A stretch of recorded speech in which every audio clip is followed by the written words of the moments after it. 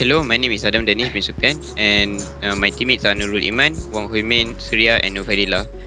Today's case study is about Tacoma Narrows Bridge, which is a suspension bridge made in 1940. The bridge at that time was the third longest suspension bridge in the world. The bridge connected Tacoma to Seattle, USA, and spanned a total of 2,800 feet in length. The person who first designed the bridge was Clark Eldridge, who designed the bridge to have two 25 feet trusses under the road to stiffen the bridge and prevent swaying too much.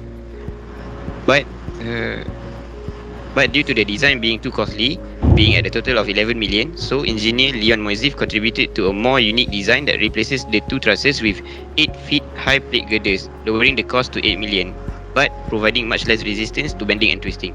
The structural integrity was not questioned due to it, and due to Leon Moisif being a popular and well-known designer, the design was also following the safety standard at that time. After the bridge was built, several fixes was implemented, but most of them failed. So next is Nurul Iman.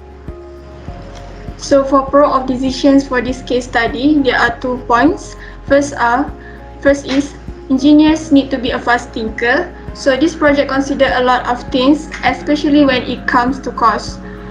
So there are some engineers who are contribute with this design.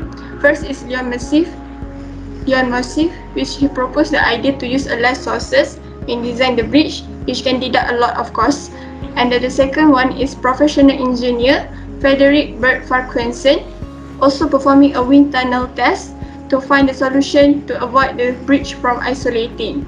And the second point is cooperation can lead to welfare. So another way to reduce the cost, the Army and the Navy on that time also sending their help to cooperate with project designation. Even though this does not bring a lot of changes to the cost, but still the bridge can stand like they want. So proceed with Surya. Thank you. Next, I will continue with cause of the decision. Firstly, prioritization of appearance rather than safety. The engineer should propose a design that can be delivered safely, where the design needs to be supported by a complete theoretical and experimental knowledge base.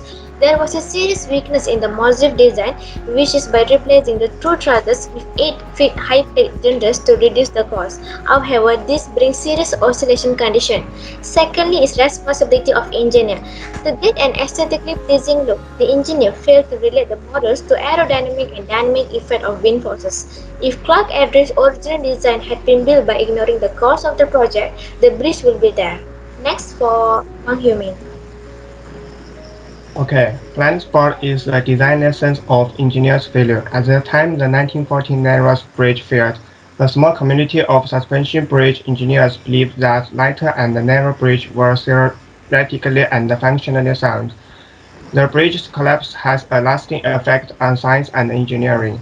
In many physics textbooks, the event is presented as an example of elementary forced resonance.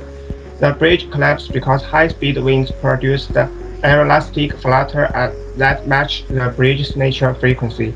The collapse boosted research into bridge aerodynamics, aeroelastics, which has influenced the designs of all later long-span bridges. Okay. Now I'll go to for the summary for these cases. In conclusion, Tacoma Narrow Bridge collapsed after 4 months is open to the public due to the aeroelastic oscillation. It is because the limitation deflection theory in designing the suspension bridge. Fortunately, no life were lost during the incident, but it gave a lot of lesson for the engineer to design the bridge which is safer and stronger.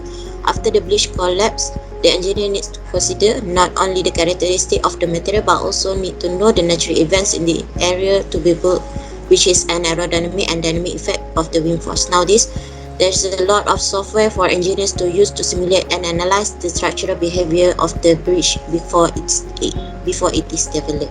Thank you.